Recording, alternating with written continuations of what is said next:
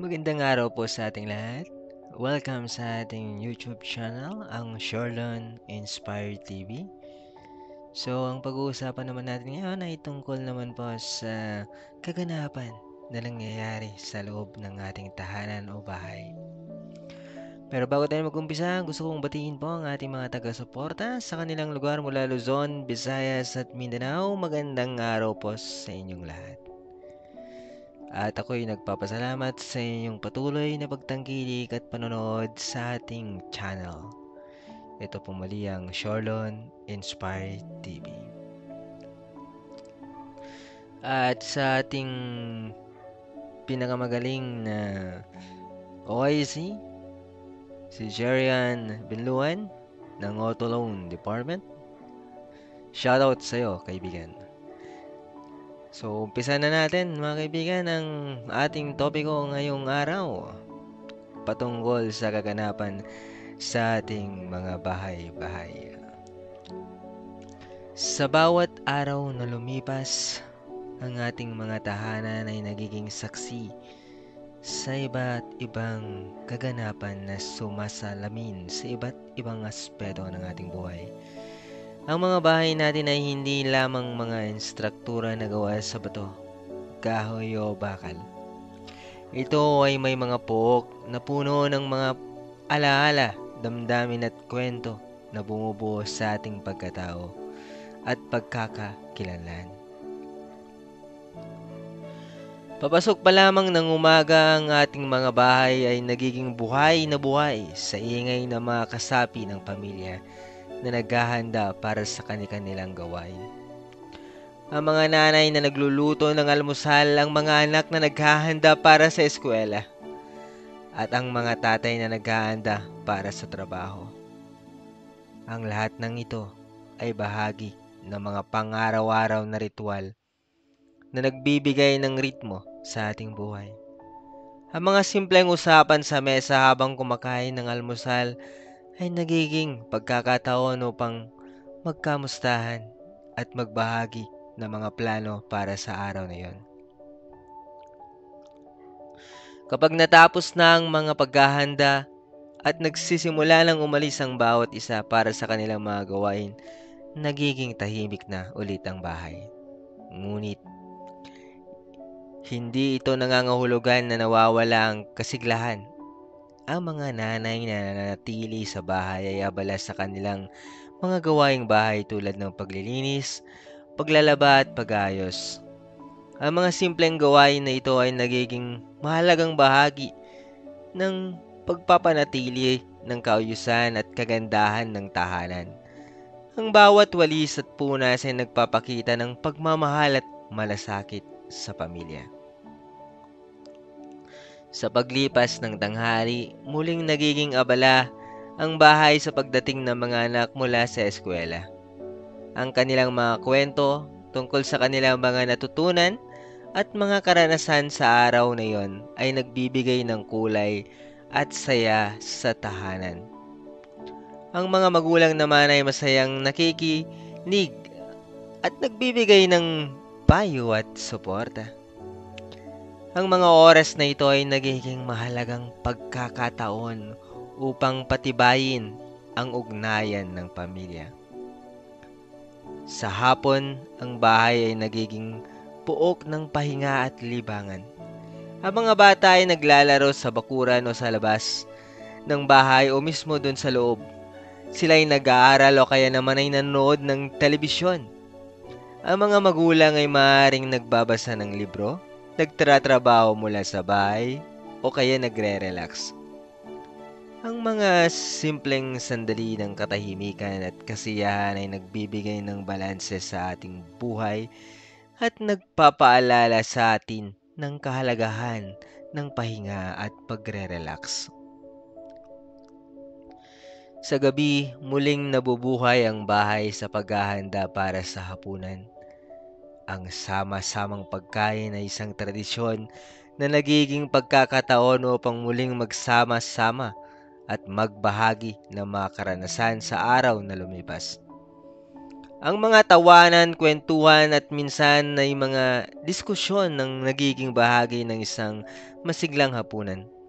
Ang mga oras na ito ay nagpapatibay sa samahan at pagmamahalan ng bawat kasapi ng pamilya. Pagkatapos ng hapunan ng bawat isa ay may kanya-kanyang gawain. Ang mga bata ay nag-aaral o naglalaro. Ang mga magulang ay maaaring nagtatrabaho pa rin o nagre-relax. Ang mga simpleng gawain tulad ng paghuhugas ng pinggan, pag-aayos ng mesa at paghahanda para sa pagtulog ay nagiging bahagi ng ritual ng bawat gabi. Ang mga sandaling ito ay nagbibigay ng pagkakataon upang magpahinga at maghanda para sa panibagong araw. Sa pagtulog ng gabi, nagiging tahimik muli ang bahay. Ang katahimikan ay nagbibigay ng pagkakataon upang magpahinga ang bawat isa at maghanda para sa mga hamon ng susunod na araw o bukas.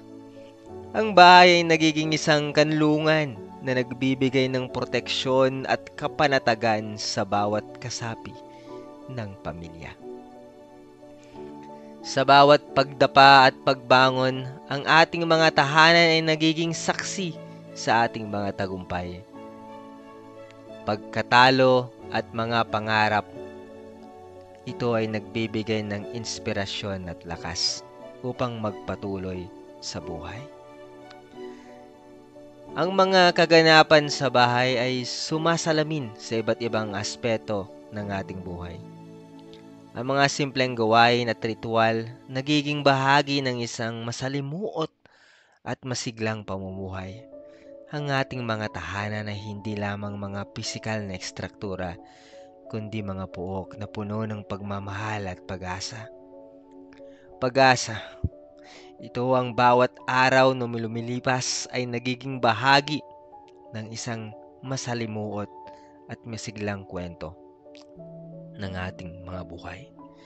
Sa bawat pagdapa at pagbangon ng ating mga tahanan ay nagiging saksi sa ating mga tagumpay, pagkatalo at mga pangarap. Ang bawat araw na lumilipas ay nagiging bahagi ng isang masalimuot at masiglang kwento ng ating buhay.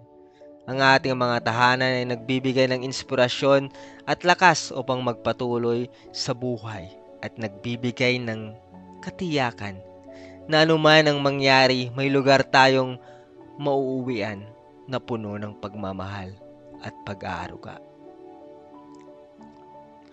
Sa bawat umaga, ang mga tahanan natin ay muling bumubuhay ng pag-asa.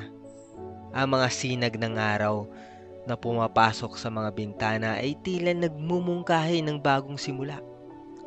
Habang ginagampanan natin ang ating mga tungkulin sa loob ng bahay, nagiging mahalaga rin ang oras na inilaan natin para sa sarili. Ang mga simpleng sandali ng katahimikan habang umiinom ng kape sa balkonahe, ang pagbabasa ng libro o kahit ang simpleng pagninilay-nilay ay nagbibigay ng pagkakataon upang makapag-recharge at mas mapanatag ang ating kalooban. Kapag natapos na ang mga gawain sa loob ng bahay ay humupa na ang ingay. Ang bahay ay nagiging lugar ng pagninilay-nilay at pagsasaliksik ng sarili. Ang mga alaala na nabuo sa bawat sulok ng tahanan, ng unang hakbang ng anak sa sala, ang mga pagtatawanan sa kusina at ang mga masasayang pagdiriwang sa hardin ay nagiging bahagi ng ating identidad.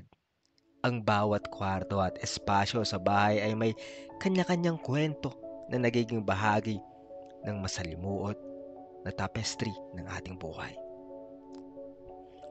Sa gabi pagkatapos ng mga gawain at pag-aaral, ang pagre-relax at pagsama-sama sa sala para manood ng paboritong pelikula o programa sa telebisyon ay isang tradisyon na nagbibigay saya at kasiyahan. Ang simpleng pagsama-sama sa isang lugar kahit na walang gaanong ginagawa ay mahalaga upang mapanatili ang koneksyon ng bawat miyembro sa pamilya. Ang mga pag-uusap tungkol sa mga pangarap, plano at mga hinaharap ay inaasahan ay nagiging inspirasyon upang patuloy na magsikap at magtagumpay. Kapag oras na ng pagtulog, ang kwarto ay nagiging isang santuwaryo ng kapayapaan at katahimikan. Ang mga dasal at mga pangarap bago matulog ay nagiging mahalagang bahagi ng ritual ng gabi. Ang paghilatas sa kama, pagdama sa malambot na unan at kumot, at pagninilay-nilay sa mga naganap sa maghapon ay nagbibigay ng pagkakataon upang magpasalamat at magpahinga. Ang bahay ay nagiging kanlungan na nagbabalik sa atin ng enerhiya at sigla upang harapin ang panibagong araw.